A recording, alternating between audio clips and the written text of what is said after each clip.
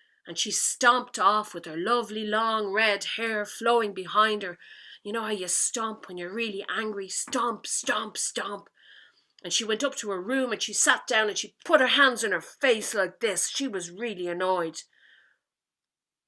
And she looked up and she caught a glimpse of herself in the mirror with her lovely long red hair flowing.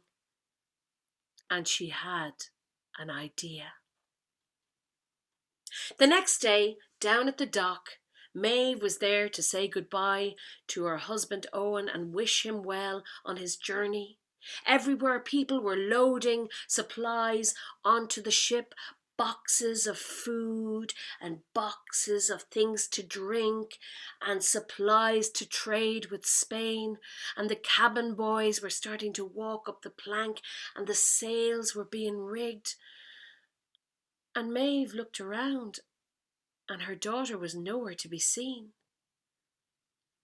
Granya's dad, his face fell.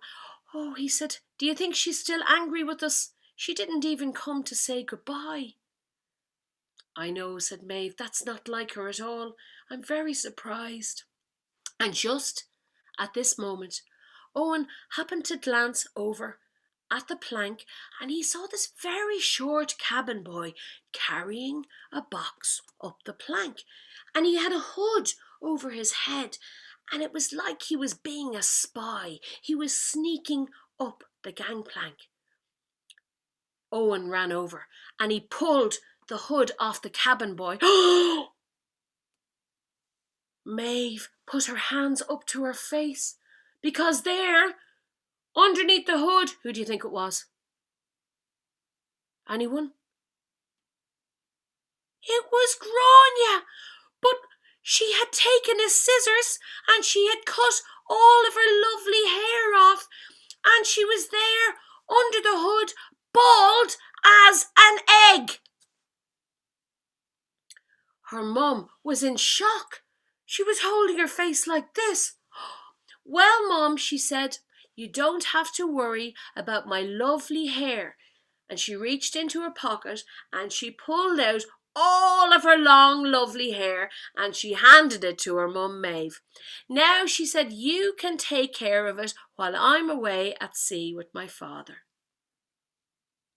Well, Owen, her dad, he couldn't help but smile. This young girl really wanted to go to sea and he admired her determination, even though she was bald as an egg.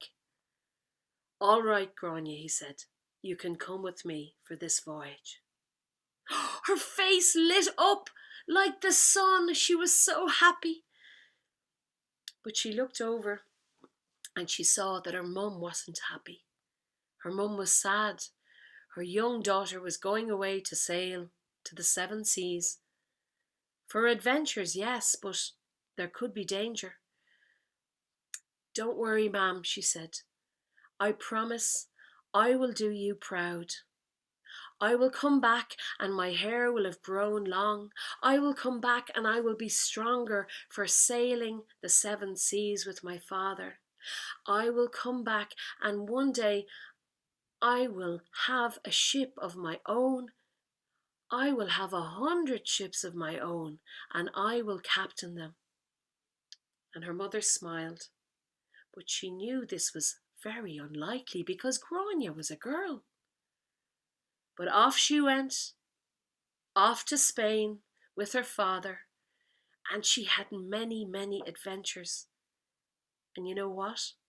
She did come back, and her hair was down to her elbows, and she hugged her mum the biggest hug she could, and she grew into a beautiful young woman, and in time she grew into a powerful sailor, and she did get her own ship. And she was in charge of all these sailors. In fact, then she was in charge of a whole fleet. And we know her as lots of different names. Grania Niwalia is her name. Or in English, Grace O'Malley. But sometimes we call her by the name, her nickname, which is Grania Whale, which means Baldy Grania. And that's my story. Woo. So she's an ancient, distant relative on my dad's side, on the O'Malley side, because all up the west of Ireland she had castles. And I believe she went to meet Queen of England one time and they had a great chat, Queen Elizabeth I. And there's another story that everybody said, you have to bow to the Queen of England now. And she said, no, I'm a queen as well. We'll just have a chat. And that's exactly what they did. They sat down. I think they might have had some tea and they had a chat. There was no bowing. It was just chatting.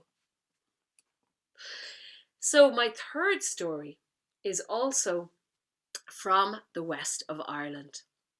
And this is a story about somebody who liked to do practical jokes. Any practical jokers here? Come on, hands up. Any confession? John Rowe, of course you're a practical joker. So anybody who's had a practical joke played on them knows usually it's a little bit of fun and it's light-hearted, but it can get a little bit annoying sometimes. So I'll let you decide about this story.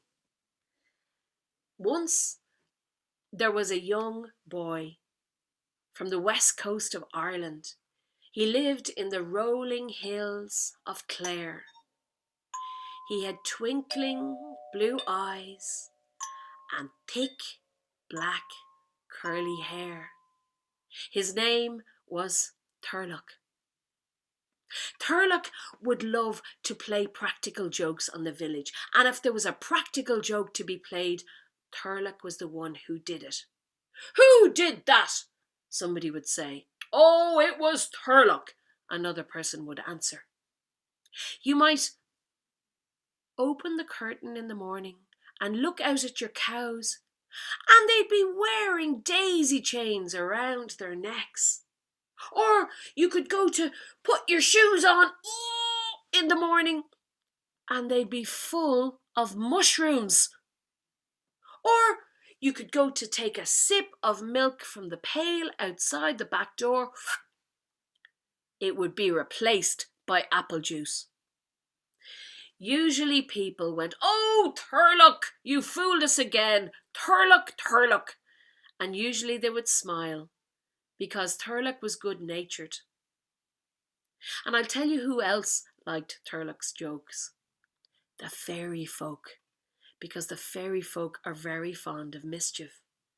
And they knew Turlough was all about giving you a smile and all about having a big heart. But sometimes, if you are playing a practical joke, you can go a little bit too far. And this happened on this particular day. Turlough was out by the shore, looking around. It was a beautiful day. The sun was shining and the waves were sparkling, and he was skimming stones across the water. But he hadn't found quite enough mischief yet. And then he listened and he heard this sound. You can join in with me.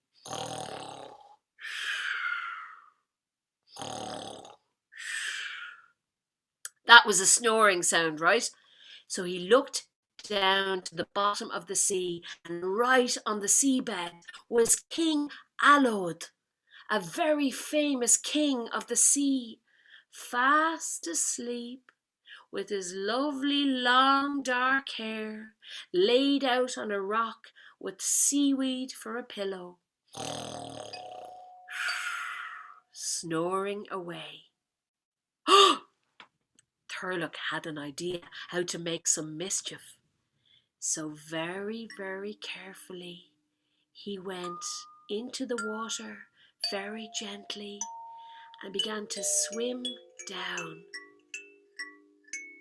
to beside where King Alod was sleeping. And he tiptoed up beside him. And he reached over and he began to tie the king's lovely long dark hair and weave it into the seaweed pillow very, very gently. And he tiptoed away and he swam back up to the surface.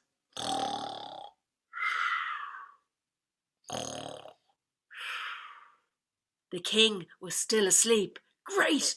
Now, Turlough looked around and he found 2 rocks. And he banged them together like this. Down below, the king tossed a little bit in his sleep, but he didn't wake up. So Turlough got the rocks and he banged them together again. Maybe you can clap with me. 2 bangs. Are you ready? Bang! Bang! Down below on the seabed, the king sort of peered out one eye, but he didn't wake up. So this time, Turlough got the 2 rocks. We're going to do the biggest 2 claps we can for this one. And he banged them together. You ready? Bang! Bang! Oh! The king woke up down below on the rock and he tried to jump to his feet. Oh! But when he jumped, his hair was tied to the seaweed, so it tugged him back down. Ow! But he tried to jump up again and he tugged and he tugged and he jumped up. Oh! But his hair was tied to the seaweed, so he fell backwards. He was really determined and he was really annoyed. So the 3rd time he jumped. Oh no. His hair ripped out from his head. Ow! Said the king. Well, Turlough didn't mean to hurt the king. He just meant to play a trick on the king. But now the king had ripped his lovely hair out and was rubbing his head, and he could tell the king was very angry. And Turlough began to back away slowly from the edge of the sea. But Turlough was spotted. King Alod looked up. "Turlough!" he said. "I'm coming for you." And he ripped the rest of the seaweed from his hair and he began to swim up to the top. And Turlough heard this voice beside him. "Run, Turlough, run, for the king is awake." Will you say it with me? Run, Turlough, run, for the king is awake.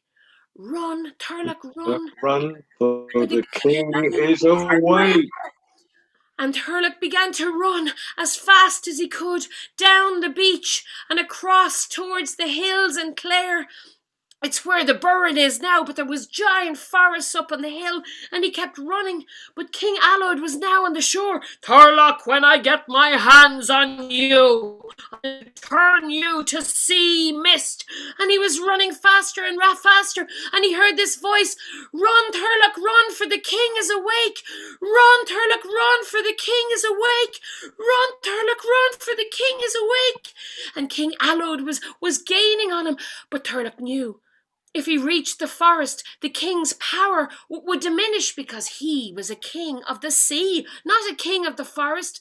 But King Alod was ripping bits of seaweed and was thundering behind him.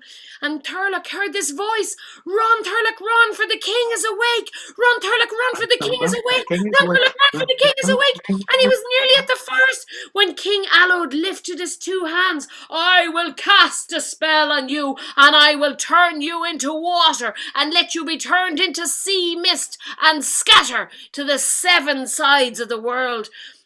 Turlough was nearly at the forest. He was nearly at the forest, but he tripped on a rock, and the king threw his spell, and it came through the air, and it hit Turlough in the chest. He could feel the magic going into his body. Oh no! He could feel his hair turning into droplets of water. He could feel his fingers turning liquid. And just at that moment, a hand grabbed Turlough and dragged him in behind a tree. It was one of the fairy folk, his friends. They tried to save him, but the spell had already hit him. "Quick, we have to do something," said the fairies. And they gathered round them and they held hands. But Turlough was turning to water. His fingers were dripping. His face was dripping. His hair was dripping like drops to the ground. But the fairies began to chant, "Run, Turlough, run, for the king is awake. Run, Turlough, run, for the king is awake. Run, Turlough, run, for the king is awake. They weren't fast enough to stop him turning into water, but they stopped him from turning into mist and rising up into the air. Now, when King Allode saw the water falling to the ground, he was sated. He'll cause me no more trouble now, he said, and he walked back to the sea, rubbing his sore head. But poor Turlough was lying in the middle of a centre of fairies, a pool of water, a lake. But the fairies weren't finished with him. They chanted and they chanted and they chanted all night, and the lake began to pour down through the cracks in the rock, and as they did, the water began to grow hair and grow arms and grow twinkly blue eyes and grow fingers and grow legs as Turlough slipped into the fairy realm.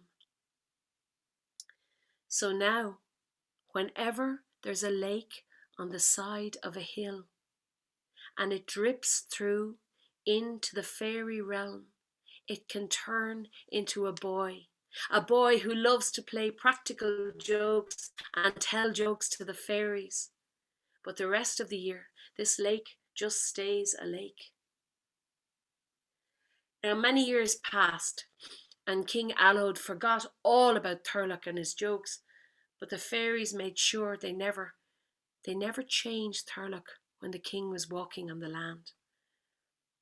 But there was a young monk walking many years later, and he happened to glance over, and he happened to catch that exact moment when the fairies were chanting and when the water was turning into a boy. And he thought it was a great miracle.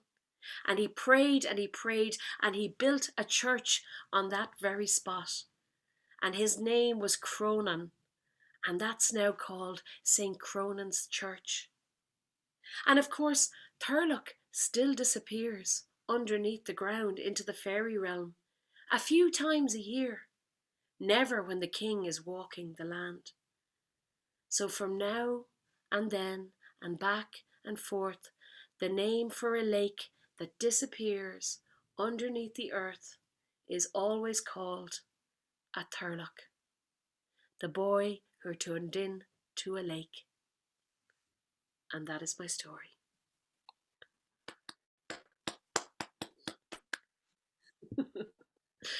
That's brilliant. So I want you all to have a look out. If you live near any Turloughs, just make sure, try and look sideways and see if you can catch the moment when that lake turns into a boy, because it happens a few times a year.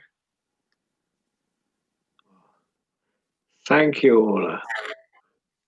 Now, we can get you to Chicago really quickly, because Ali's going to pop into the souk and he's going to get a magic carpet and he's going to send it through the internet to you, and you can get on that, and then you can shoot over to Chicago for your next appointment.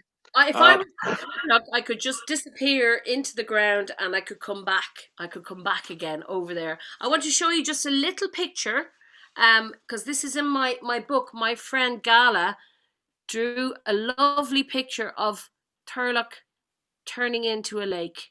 There we go. Gorgeous. Well, thank you, Órla. Thank you, all the listeners. Yeah. Brilliant evening. And if you'd like a little bit more of Ireland, everyone, on Monday, we have the whole of Monday evening's programme is the Doyle family, which is the last Irish traveller family band. There used to be loads, but they're the last one, and they're playing. And Simon Doyle, who's the father of this wonderful family, is going to be talking about the living tradition and where the tunes came from. So that's at 6 o'clock on Monday in Connecting the World by Story. It's all the Doyle family. But for now, all the way from Galway, can we give Órla McGovern, a magnificent, another round of applause.